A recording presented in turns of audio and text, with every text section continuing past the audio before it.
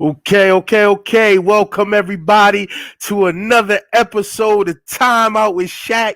This is not my normal time. My normal time is usually Sundays at 6 p.m. But I got a special announcement for y'all. You know what I'm saying? It's gonna shock the basketball community. You know what I'm saying? This person here, man. I met this guy, man, and he's been like a brother to me. You know what I'm saying? Little big brother to me, you know what I'm saying, very well respected in the community, doing his thing and everything and stuff like that. And, I just want to bring him in. We're going to talk to him about his story because he has a very unique story. And we're going to talk to that. And then we're going to get into the shocking news. This is more shocking than when UConn beat Duke. And then Lamine was like, we shocked the world. We shocked the world. And yeah, y'all can get y'all time out with Shaq gear. Just DM me. You know what I'm saying? So without further ado, let's bring him on the show, man. Here we go. What's going on, King? Peace and blessings, man. Why don't you introduce yourself to everybody? Bless King, bless King, bless King. Peace and blessings, and a happy New Year to you, and happy New Year to everybody that's watching. And if you're not watching, happy New Year to you too. You know what I'm saying?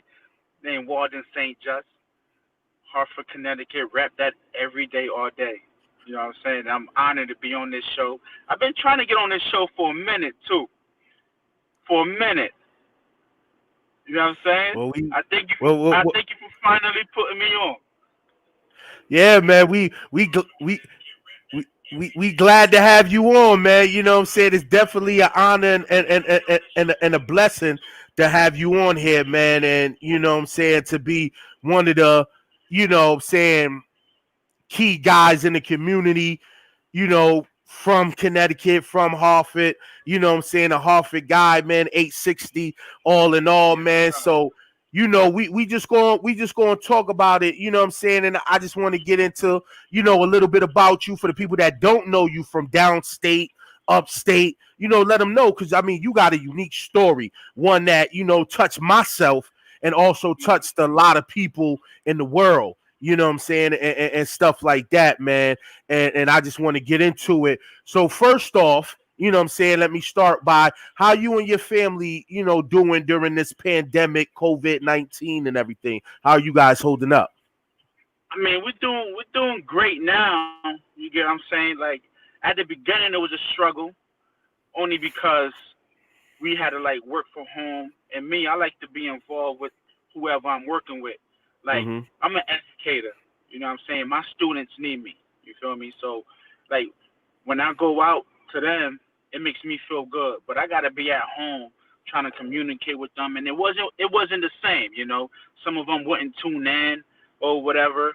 But like, as far as like health wise, I did actually had the COVID-19, whatever you want to call it. I actually did had it. Matter of fact, my whole family had it, and Yeah. that's why it was a little struggle. It was a little scary at one point. You know what Mm-hmm. I'm saying? Because you don't know the outcome. You feel me? You don't know what's going on. You don't know what this disease is. You don't know how you're going to end up handling it. So Yeah.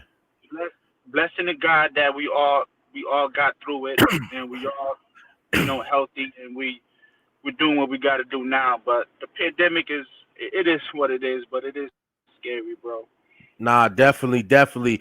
And once again, anybody that got any questions or, things they want to say to my guests or myself, please put it in the comment box and we'll bring it up on the screen and try to answer them as unique as possible.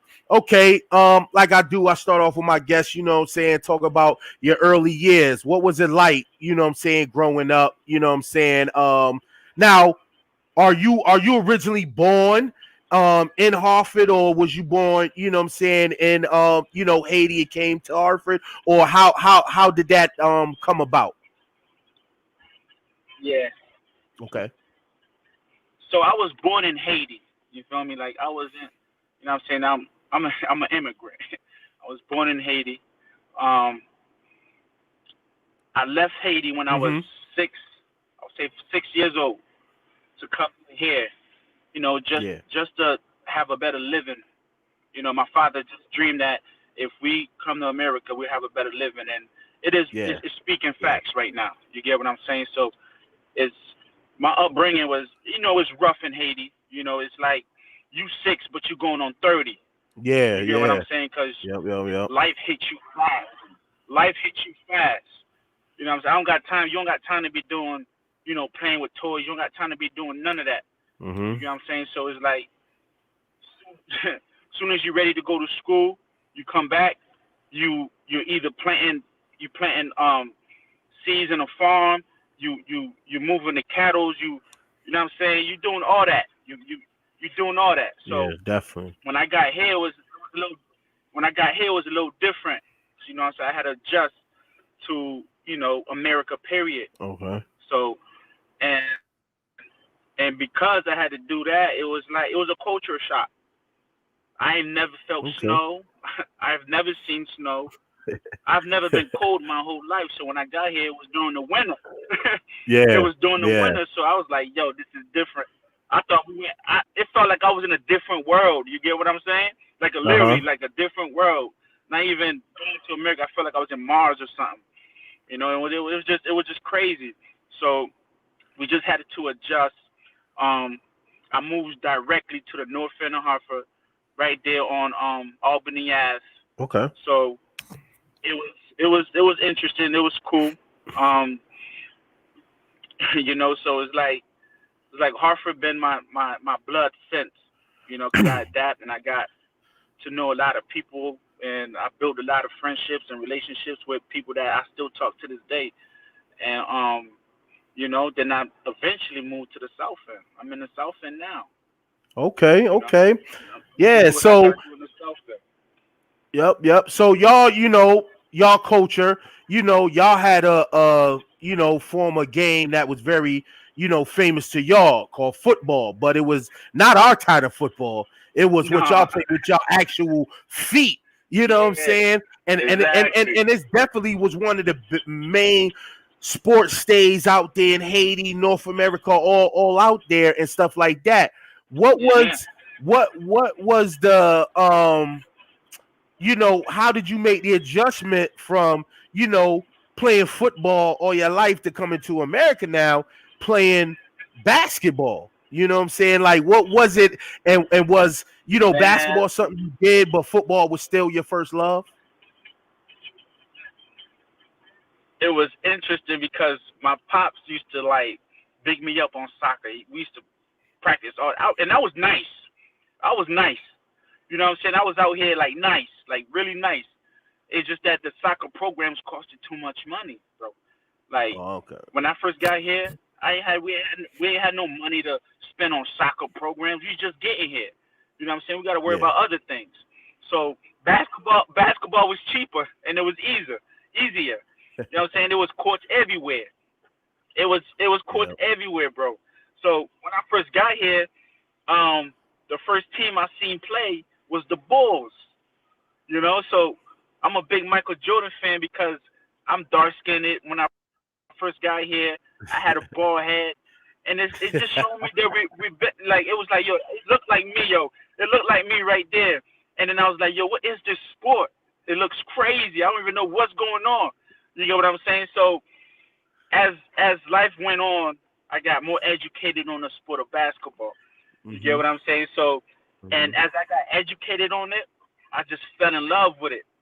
You know what I'm saying? Because I was already good with my footwork.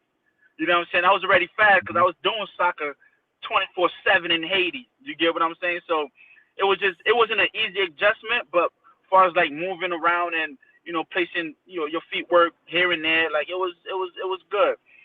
So basketball became my love because soccer was just too expensive in America.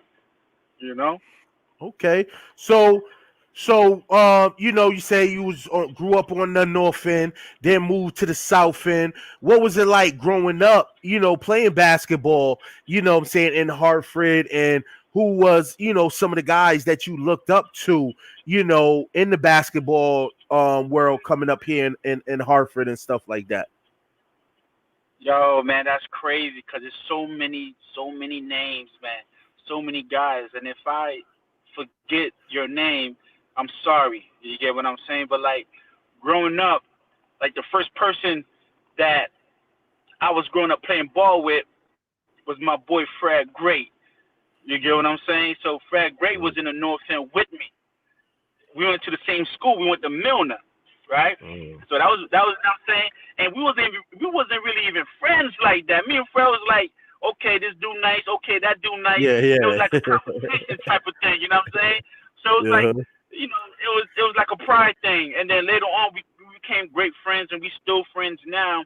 But like when I got to where I wanted to be with basketball, I Mhm. had dudes like, I don't know if I know you know Booker Franklin.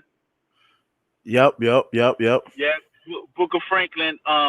He's man. Listen, he's one of those dudes that taught me like he ain't teach me nothing, but after I played him and the moves and the way he was like just killing me, chopping me up Yeah, crazy. yeah. I went home and I was like, yo, I ain't nothing.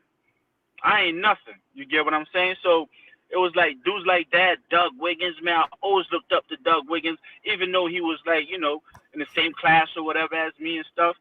It was just like to see him do what he did at that time was just amazing. I'm like, yo, this dude about to go in that. I'm like, yo, this dude a leaguer. He about to go to the NBA. You get what I'm saying? So I looked up to him. I looked up to him, Doug Wiggins and stuff like that. Who else, man? It was.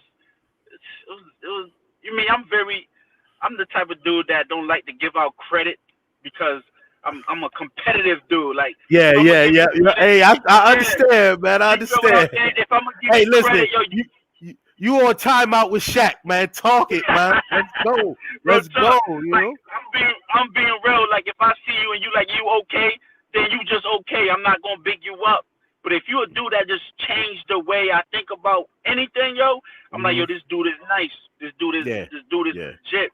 You know what I'm yep. saying? And I can only say I had a lot of people on my hit list growing up. Like, yo, I can't wait to kill this dude on the court. Yeah. Boom, boom, boom.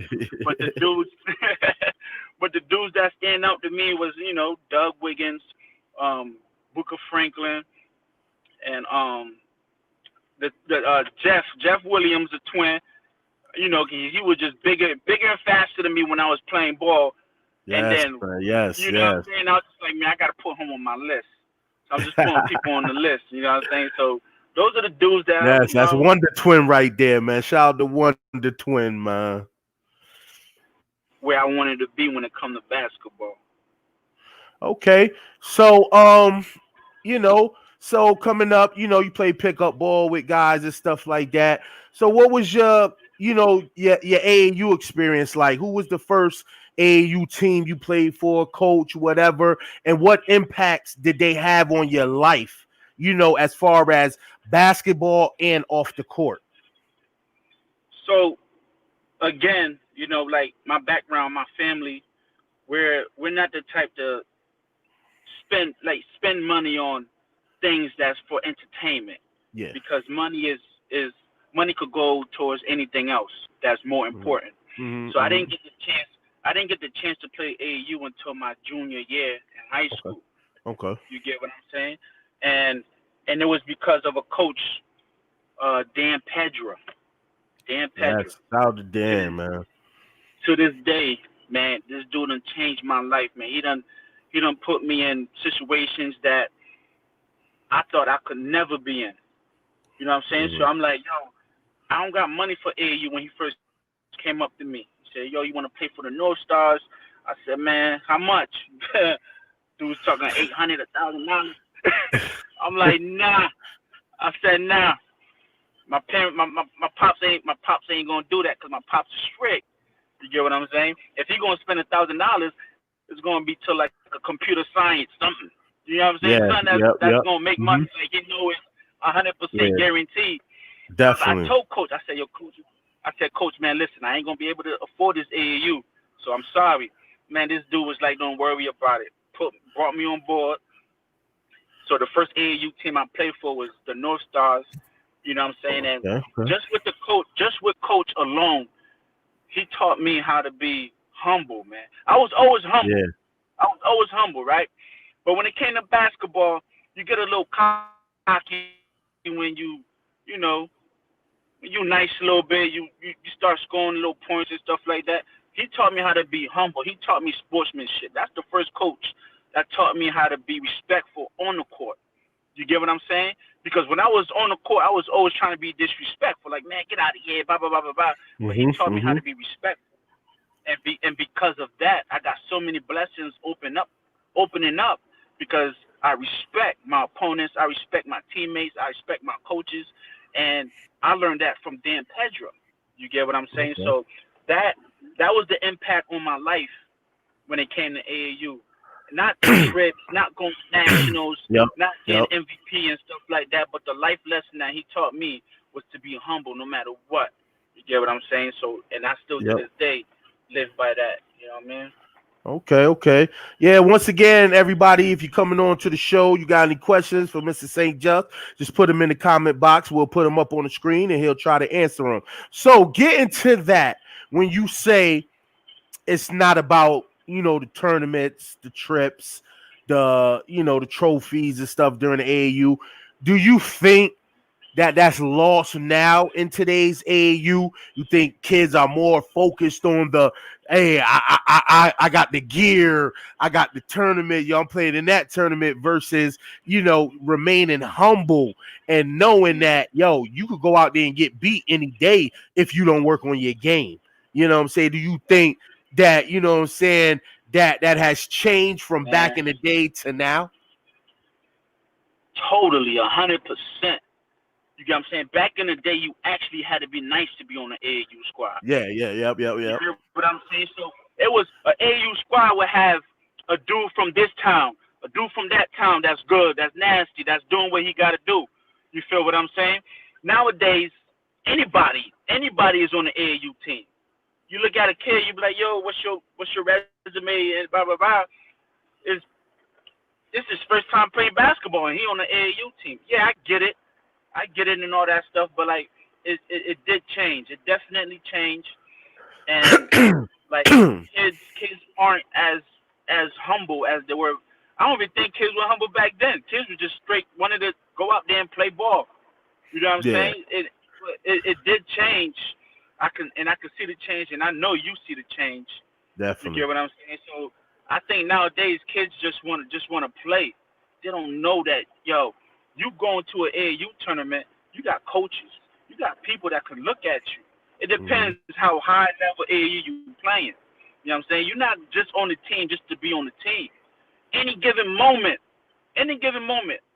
you could be that star, and then a high level coach is like, man, I like this dude game, and I could polish him up, and I'm going to recruit him. But they don't see that. They don't see it. And it's not their fault. It's not their fault. There's a lot of coaches that don't relate that message that Dan Pedro gave me. You get what I'm saying? Hmm. That Yep. Dan Pedro message that I receive, these kids aren't receiving. Coaches scared of these kids, and parents controlling AAU now. It's a mess. You get what I'm saying? It's a mess. It's watered down, and you know what I'm saying. There's a lot of AAU teams out there that I respect, and that's doing what they got to do. But then again, there's a lot of them out there that's just doing it just to do it. And then I don't think that's right. I don't think that's right. You're just wasting kids' money. You're wasting kids' time. You feel me? So it definitely did change. Yeah, nah, definitely, man. And I feel like, kids sometimes, kids take it for granted and saying things of that nature and don't really understand, how hard it is. And when they're out there watching their favorite player balling, they didn't know, listen, that his stuff wasn't handed to him. He worked No, hard to get to where he gave to. So now things that are given to him, he earned it per se. It was given to yes. him. You know what I'm saying? Mhm. Kids don't know about that hard work, man. They don't know about the hard work. They go in the gym to put the video camera on and post it on IG and like they're working hard. Not working hard. You're not Yeah. working hard. You know what I'm saying? You dudes done break their backs like I know you know Khalil Dukes. Yeah. Shout out to Khalil Khalil Dukes, Dukes. man. One of the hard workers Khalil is Dukes. dudes, man. Yo, Gym rat. yo, Gym rat. that dude worked. that dude work hard. You get on? He works hard. Like, to be where he at now, he had to work for that. If he didn't work for that, if he just relied on his skill set or whatever he had, he would have never progressed to the player he is now. You get what I'm saying? Dudes think because they nice, they this and this and that.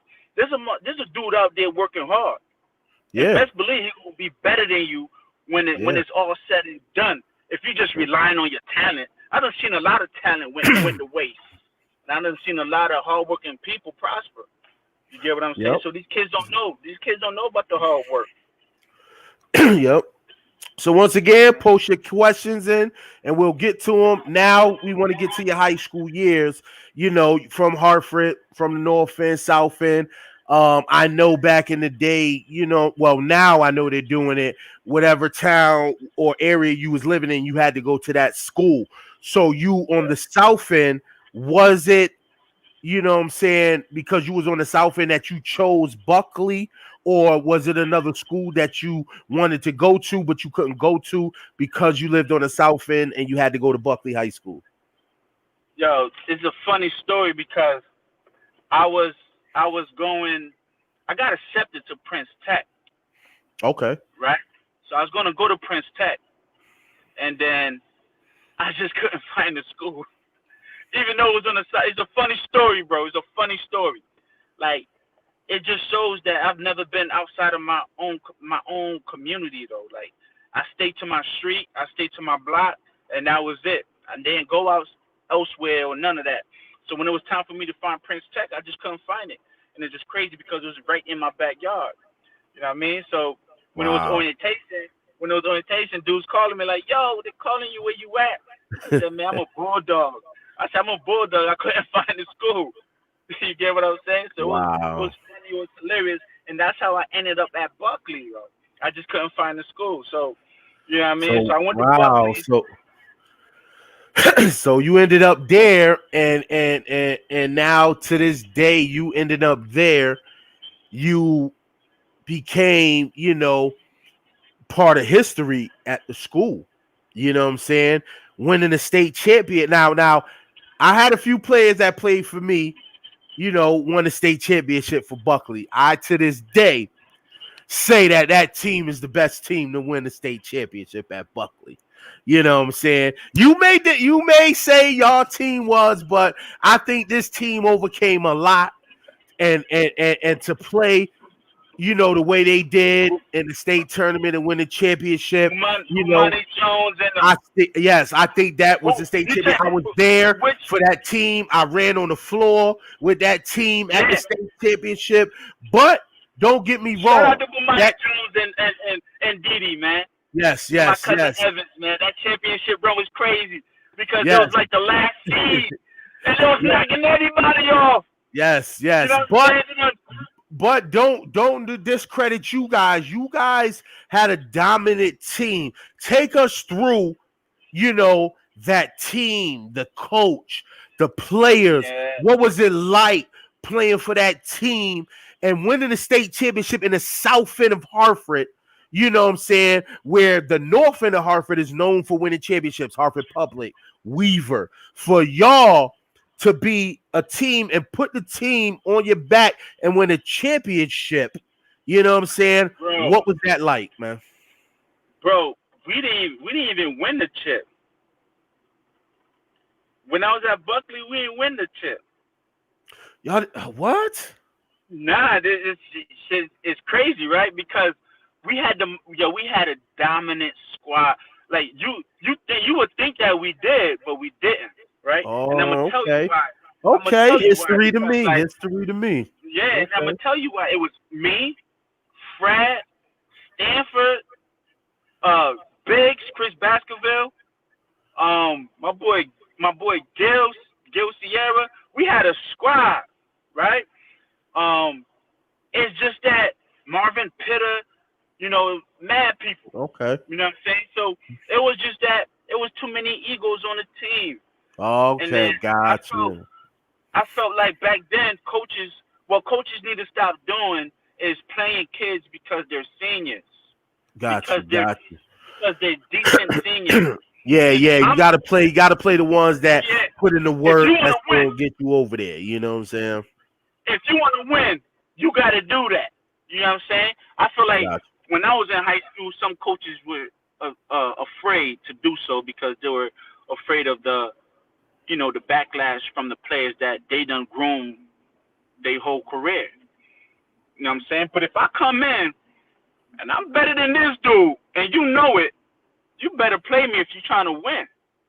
You get what I'm saying? So that I think personally, I'm not trying to be, because I'm a player's coach, man. I respect my coach. You know what I'm saying? I preach that to my players to this day. You get what I'm saying? But I just think that when I was in high school, coaches, it was like the assistant coaches knew you should have Yeah. been on, or you should have been on the floor. But Yep. the Yep. head Yep. coach is like, head coach is worried about Yep. the relationship with his Mhm. players and whatnot.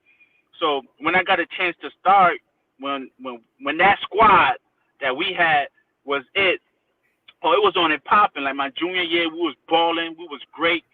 My senior year, I couldn't play. Right, I couldn't play. Yo, people to this day don't know, but I'm the reason why dudes could be 19 and 20 playing basketball right now. Ooh, hoo, I'm hoo. the reason. Wow. I'm the reason. And that's real talk. And it wasn't because I stood back in high school or any of that, but I Uh-huh. came from another country. You heard? Came Yeah. from another Okay. country. It was just slow for me. It was slow for me to adapt. So when I got into high school, I turned 19 the summer of after junior year. Like after the junior year was over, matter of fact, I turned 19 in May. My birthday in May. So I think Okay. it was still school. I was 19. Boom. Okay. So senior year come along, but they telling me, oh, you might not be able to play because you a little too old. I'm like, yo, bro, I never stood back. It is what it is. So they say, you know what? Let him play. He could play, right? Mm. My first 3 games, bro, I'm killing dudes. Mm. 25, 30, just killing dudes, right? So the CIAC was like, yo, nah, that's a grown man against kids. yo, Wow. they Wow. said it was a grown man against kids, even though I was like a few months older than my peers, right? Yeah. Yeah. So, Yep. so they say I couldn't play because I was 19, going on 20, and then the story was just so breaking because people felt for me. The athletic directors, the Yeah. CIAC felt for Yeah. me, but it is what it is. I'm Yeah. like, yo, Yep. dog, you can't. It is what it is. So now dudes they changed that. I'm not gonna say I'm the only one. I'm the only reason for it, but Yeah. I'm part of that. Part I'm part part of of it. why Part of dudes. the movement. Yeah. I'm part of why dudes are able to be 19 and 20 and playing in high school now. You get what I'm saying? Okay. So right after that year, that's when they made it eligible for people to do so. And then Okay. once I graduate, I'm seeing all these. I'm like, yo, this dude old as hell. What happened? And they told me, yo, they changed the rule because of you, bro. I'm like, yo, this is crazy. Yeah, but like Wow. high So school you for had me was so you had a good, you know what I'm saying, stellar, high school career, you know what I'm saying? Now you getting known in the basketball world, and Albertus Magnus. Take us through that. What was your decision in choosing them? Was that the only college you was interested in? Did the coach come calling for you? What was the reasoning with you going to Albertus Magnus? man. I didn't even want to play basketball anymore after that. I heard that I couldn't play no more. I Mm. basically gave up on basketball, but I was there for my high school teammates still. I'll go to the games and stuff like that. Yep, But I yep. was like, man, I'm not gonna go to college. I'm straight.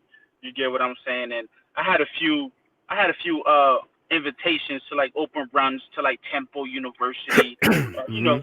D1 schools, just to come over here, try to see how you is and stuff like that. It's not like they offer me a whole scholarship or anything like that. It was kind of like a walk on type of thing. Like boom, I'm Yeah. like, okay, I'll come through, whatever, and stuff. But I really didn't do it. I got invited to a couple of 5-star camps because I was all right. I was good. You know what I'm saying? Got invited to a couple of 5-star camps, but I just didn't want to continue playing ball. And then Kurt Reese, know you know Kurt Reese. Yes. He the only one. He the only dude. He got me back into playing. He got me. I don't think he knows this, but he the one that got me back into playing basketball because he put in the work for me.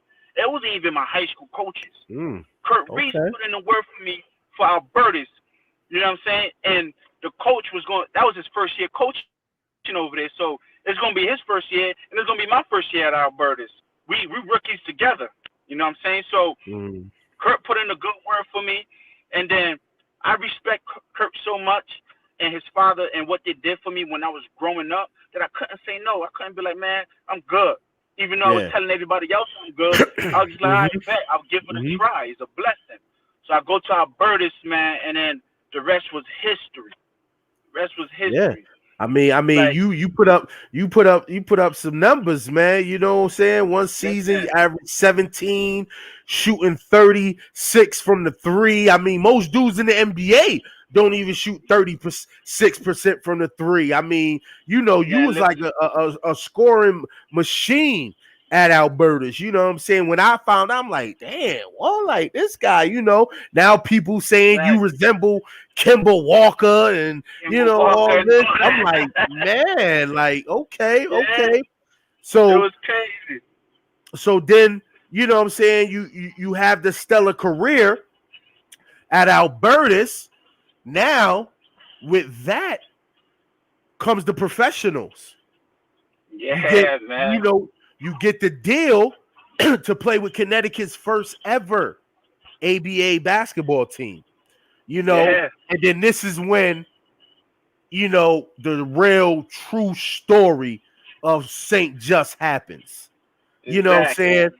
I mean, just take us through that day, that moment. I mean, because you know, when some of us got the call, read about it, heard about it, like it just took us from the ones that know you. You know what I'm saying? It really touched and stuff like that. So for the people that don't know, like you actually, you know, beat death. You know what I'm saying? Like you know what I'm saying? So just take us through that and let the people that don't know. Yeah, so like I went through ABA after college and stuff like that, and I'm killing. I'm doing what I got to do. You know what I'm saying? Like every day is cuts. Every day people's getting cut, but I'm always on the team every other day. Shout out to Bobby Moore. Shout out to all them dudes that was on that team and, you know, pushing me to go harder every day because there was a lot of legends over there. You know what I'm saying?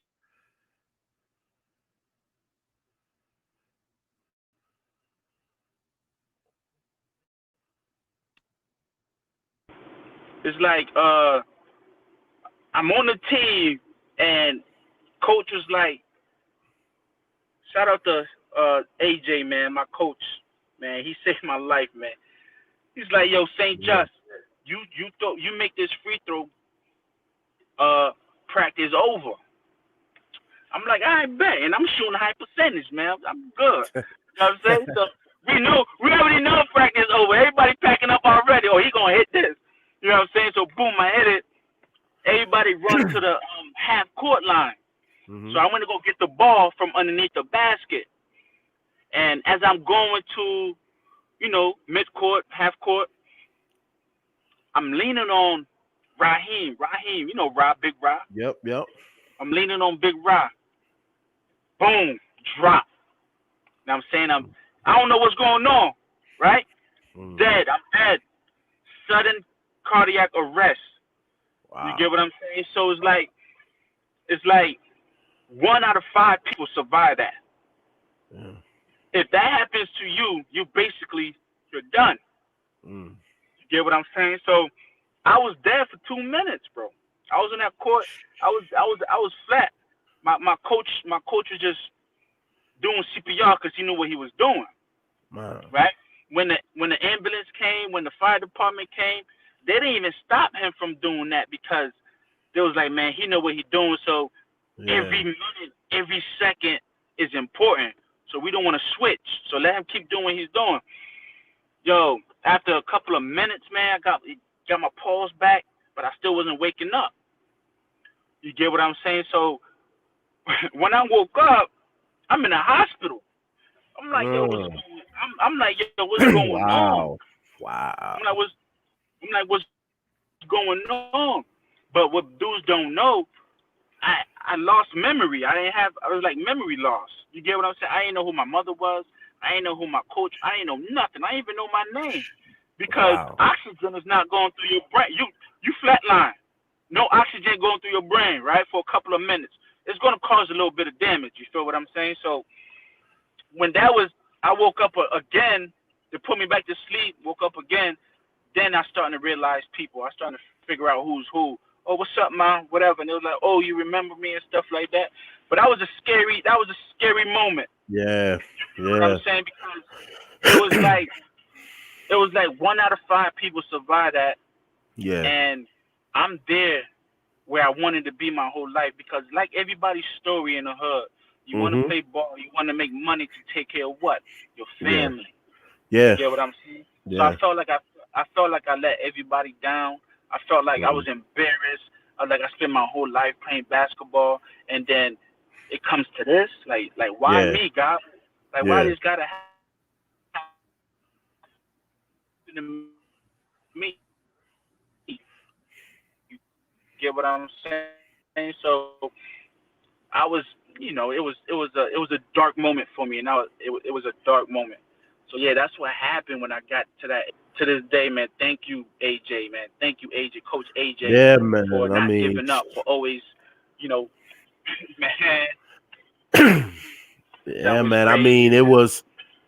I mean, it was something crazy that we never heard, and to hear it happen to, one of our own, one of our brothers, you know what I'm saying, and for you to come back and still, wanting to play the game, you know what I'm saying? I mean, most people get the thing put inside them and just say, hey, I'm chilling, but you came out full force. Shirt off, going in, layups, like, give me that. Ready. Just don't touch my Ready, chest man. and we good. You know what I'm saying? Like,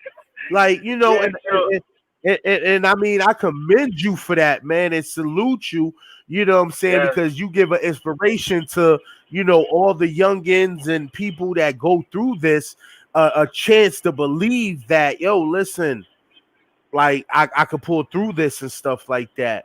So, high school career is good, college is good, short pro career. Now you turn your life into the coaching realm. Take us through that. You start a program, called the CT Scholars. Love it. Mm-hmm. Great name. That name just hits you. CT Scholars. That right there show you that's more than basketball. It's about books, basketball. It's more than basketball. 1-on-1. So take us through that. What was your reasoning into starting your own program, calling it CT Scholars, and how has it been for you being an owner, coach, mentor, and all that for your own program? I mean, it's been a blessing, man. It's been a real blessing. I thought about the idea after I done coach for a couple of AAU programs. Mm-hmm. You know what I'm saying? And personally, I'm a kid from the hood, and they rely on kids from the hood to make their teams better. Yeah. Let's be real. Be real. There's certain things that a kid from the hood will bring to the table.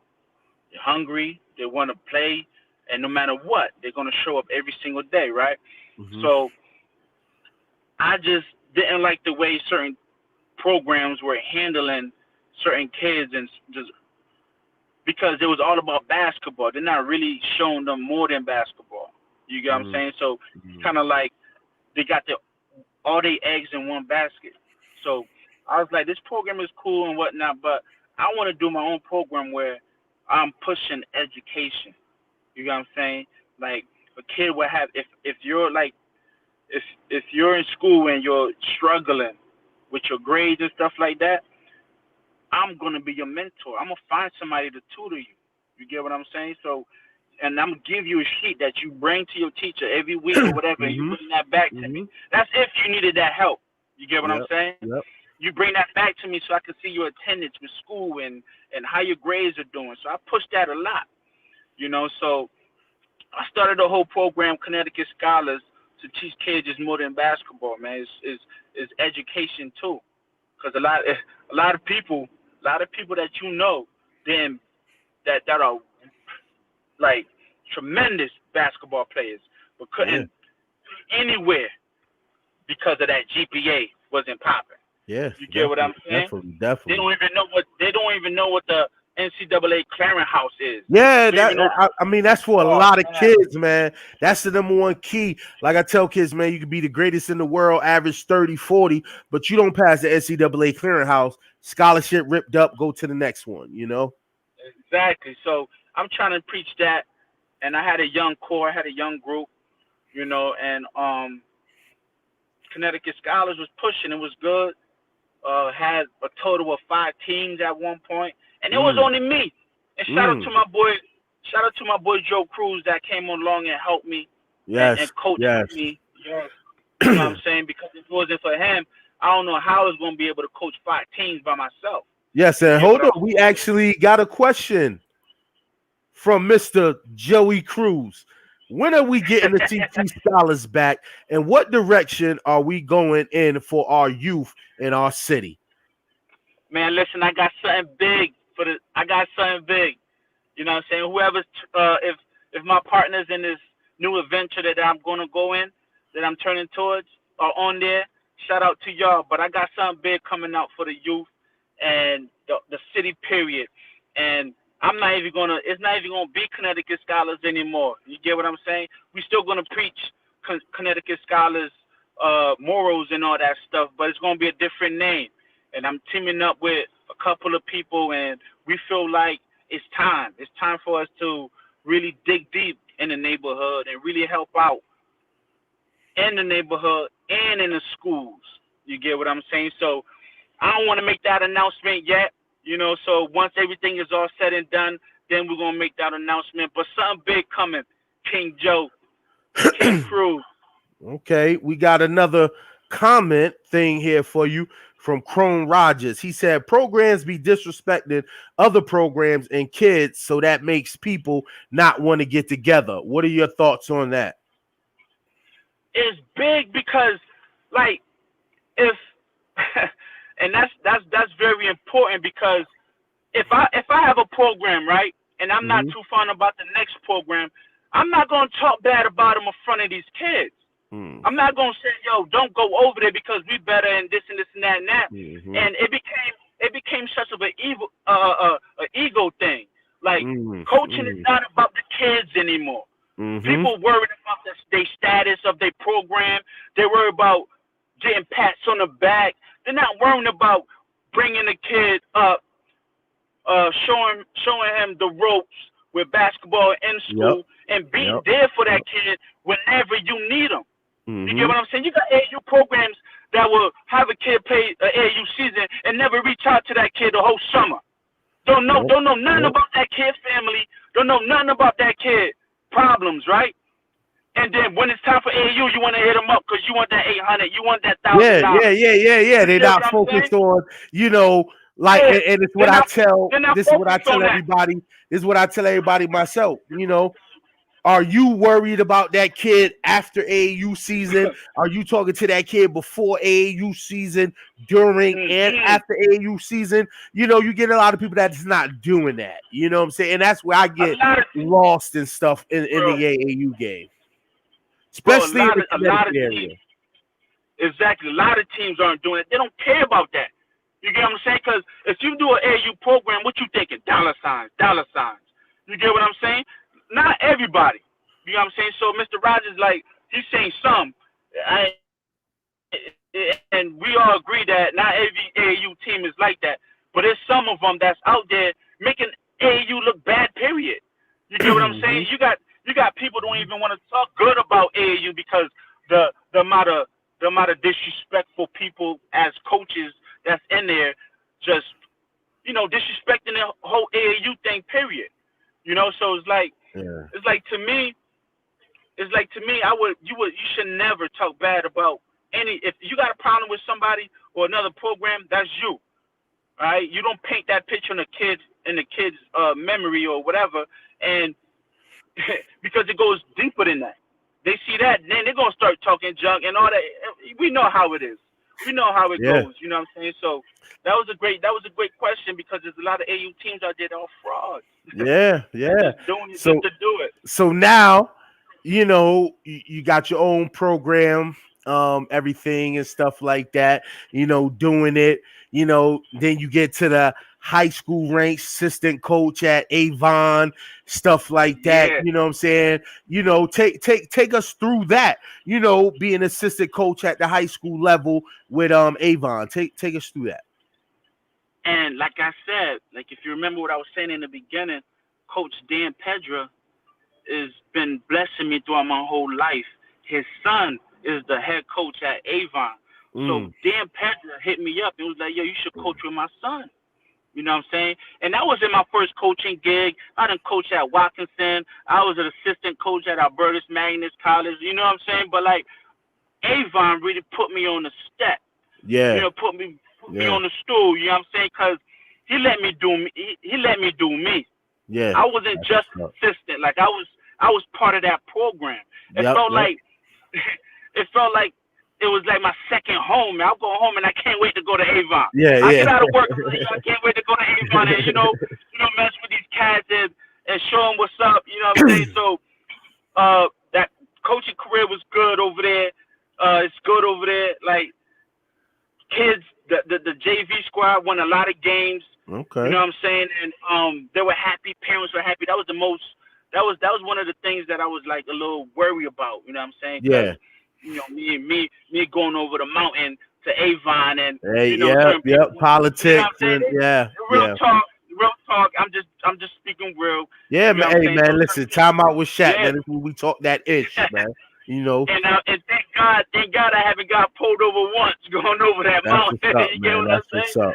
But like the parents embraced me. There was some that were in what was you gonna have those parents that always want to email the AD and stuff like that. But like they embraced me and it was just a great run, man. And if it wasn't for COVID, man, we was gonna shock a lot of people. Yeah, man. Y'all Shock a lot guys of is on the people in that verge state of tournament. y'all guys is on the verge of doing Yeah. something, man. If COVID didn't hit, Yeah. man, Yes, we sir. got Shout out to another. my boy Jack Hall. We got another comment in from Mr. Cruz. He says, I'm a proud parent of a son who has played for Coach Walden, Coach Jayville, Coach Shaq, Coach Dean, and I want to say thank y'all for giving him an opportunity that others don't. Nah, we definitely, appreciate, parents like that, giving their kids an opportunity, and stuff like that don't hold them and salute to Mr. Cruz, man. He's always supportive, in there, not for only himself, but he's there for others. And need more parents like that really take an initiative in not only his child, but other people's childs and well-being and stuff like that. So I salute you, Mr. Cruz, man. Man, like I said, man, that boy Cruz, man, he done helped my program out a lot, man. He was on the same wave I was on. It was hard to find coaches like that that will take care of the kids, that will, put a little money towards their hotel and their lunch and all that stuff. You know what I'm saying? So shout out to Cruz too, man. I appreciate you, King.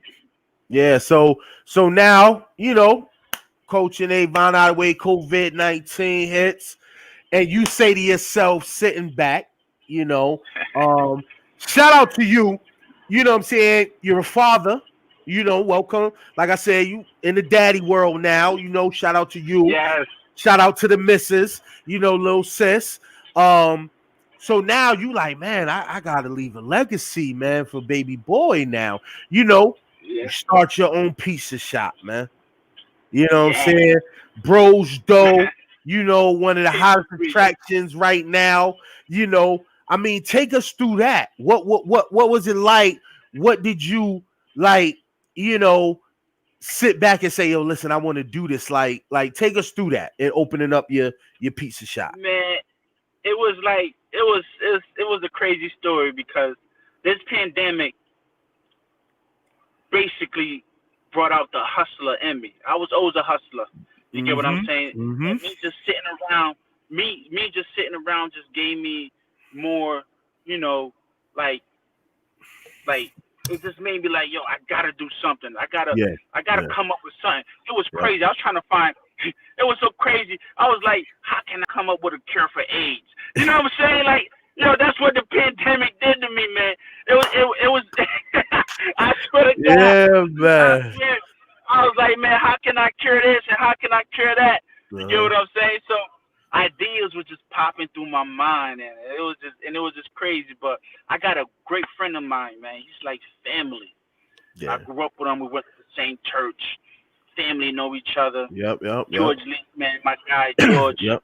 He came to my house. He was just like, yo, Walden, man, we should do this pizza shop. It wasn't even originally my idea. It was his. He always wanted to do it. Okay. You get what I'm saying? So he was like, yo, Walden, we should do this pizza shop. You get what I'm saying? And I was like, yo, that's crazy because I'm sitting at the house trying to figure out what should I do with my life because of COVID. Even though I was still getting, I'm like at my job, I'm salary, I'm good, I'm getting this and this and that. But it shows you everything can be taken away from you. It could be like that. taken away just like that. You know what I'm saying? Taken just like that. So I was fortunate that I was still good. I was still getting my pay and all that stuff. But what if it wasn't? And I was like, man, let's get on this pizza joint, right? So he came over. I brought a few people over, and I said, yo, taste this pizza. And it was like, damn, this pizza good. Where you get it from? I said, you're going to be getting it from Bro's Dough next month. You get what I'm saying? So we opened up the joint. We got it. And it was a blessing, and it's still a blessing. And then we got more coming for the community. We got a lot more things coming for it, as far as like Bro's Dough. That's so what's yeah, up. That's awesome. Yeah, so I just want to touch on a couple more things before we get off the show. One, I got to touch on where, the world is waiting on it. They waiting to know, man, when is the Bumani Jones tournament coming back? One of the hottest, events in Hartford, man. And it's for a good brother, man, who meant a lot, what I'm saying, to the community and stuff like that. You know what I'm saying? King Bumani, man. And it sucks that I had to stop it for a few years because shout out to Heat from the Street. They had a tournament, you know what I'm saying, it's dope and stuff like that. But unfortunate current events, the city put all that on Smash, like all the outside tournaments or tournaments period was on Smash, you know what I'm saying? So, but I'm about to bring it back this summer, back in the local parks, man. I'm about to bring it back outside. Man. Y'all heard it first, man.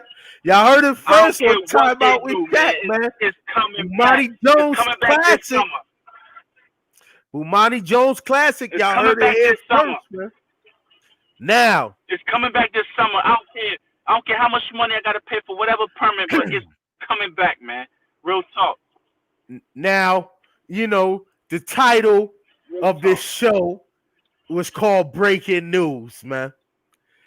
And you had a lot of stories, man.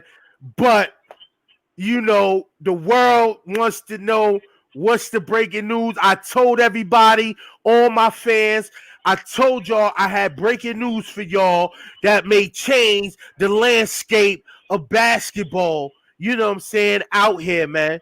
And, this good brother here is about to shock y'all with that news. And remember where you heard it first. You heard it first on Time Out with Shaq. Talk your ish, man. So without further ado, Mr. Walden St. Just, can you please give us the breaking news? Man, I'm so blessed to announce this. I, Walden St. Just, will be the next head coach at Buckley High School. You get what I'm saying? So I'm going to bring that powerhouse back. Y'all see it across the screen. Back. Bringing that powerhouse back, Buckley High School. Head coach at Buckley High School. I'm ready. I'm so ready to bring it back. I've been watching behind the scenes. Yo, shout out to all the coaches that coached at Buckley. Shout out to Sean Bellman. He did a great job over there. You get what I'm saying? He's part of the reason I got the job over there. So it's like, man, I'm ready. You know what I'm saying? I'm ready to step up. I'm ready to show these old cats, these coaches, what's up. Like, you know what I'm saying? Man, I'm listen. ready.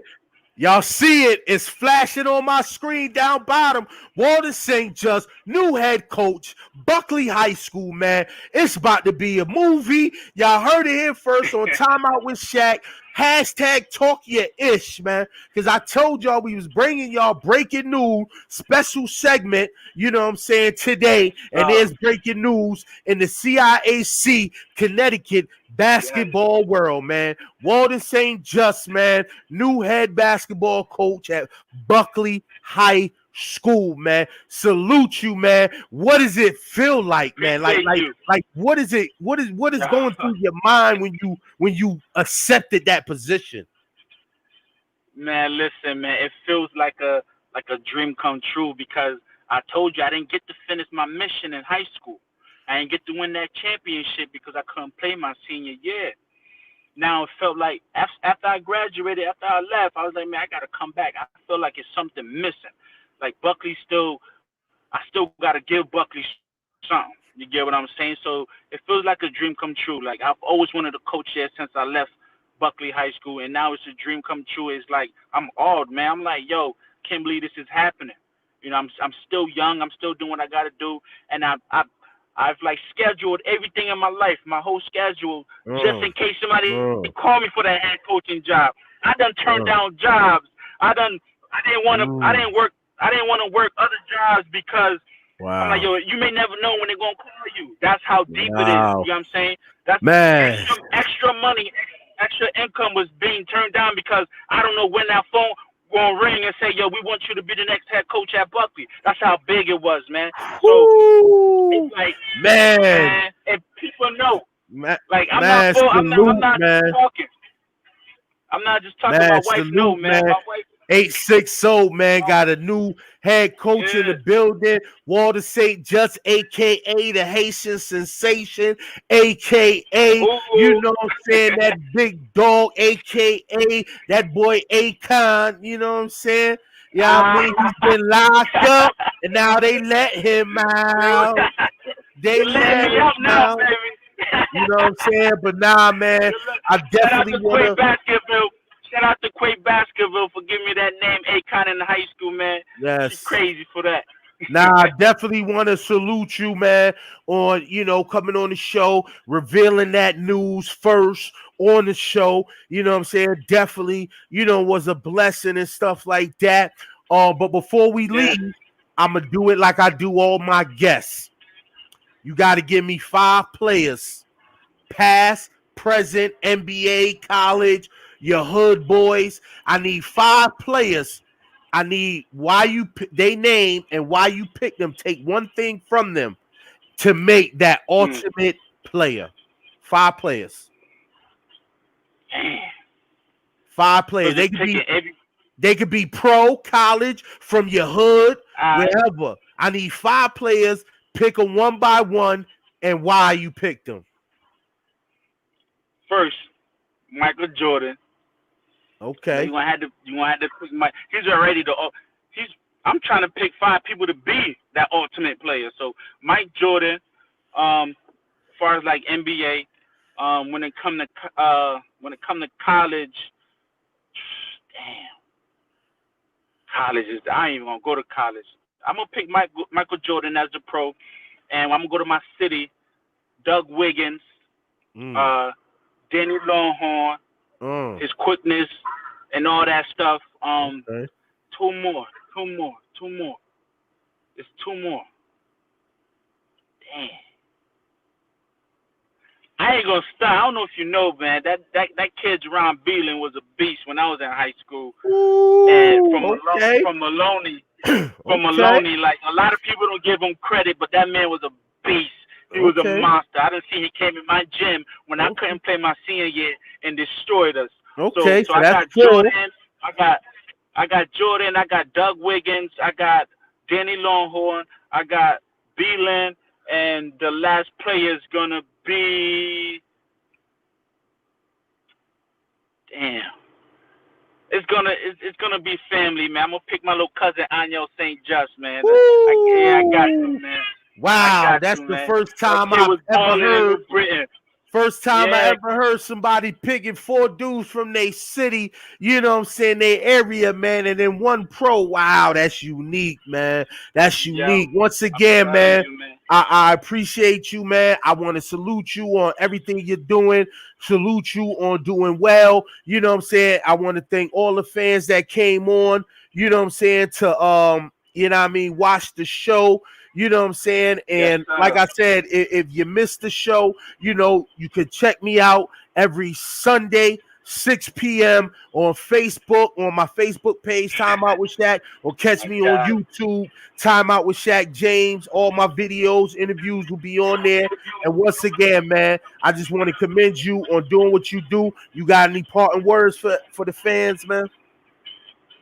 Man, I appreciate you so much, Shaq. And you know, we've been through a lot, man. And you know, we brothers, you know what I'm saying? So I just want to say I appreciate you for putting me on this show. And Definitely, also, man. I want to say to these kids out there that y'all got to get focused, man. Y'all think y'all working hard, and I salute you if you're working and you're working hard. I would never downplay that. But you got to work harder. Every day you got to work harder because the next man is working as twice as hard as you. You get what I'm saying? So my mission at Buckley High School is to just get everybody in the neighborhood back to Buckley. A lot of people leaving Buckley. A lot of kids leaving that school or don't want to attend that school. But what they don't understand is Buckley give up the most AP classes. Like they get you prepared for college. You get what I'm saying? But because every other school sounds so better and this and that, they don't want to do that. And I'm just trying to bring everybody back in the hood. Support your local schools, support your local neighborhood, and I'm ready to get this popping, man. I'm ready to get it popping, to be honest with you. I'm excited. Yeah, man. So like I said, man, once again, man, peace and blessings, man. Hopefully we'll come back when you know what I'm saying, the season is. Come back, talk to us on how your first season went as head coach, man. And we're going to make it happen. I'm going to come back. I'm going to come back when I win my first championship, man. That's all. Hey, man, listen. You do it first, man. And, hey, this is where it goes down. When you wind down from work and you wind down from a rough day, come on, watch Time Out with Shaq. # talk your ish, man. And I'll see you. Tune in tomorrow, 6 p.m., man. I got another show for y'all, man. Peace. We out. Peace. Amen, I sing it. The Lord said, take it. The Lord said, give it.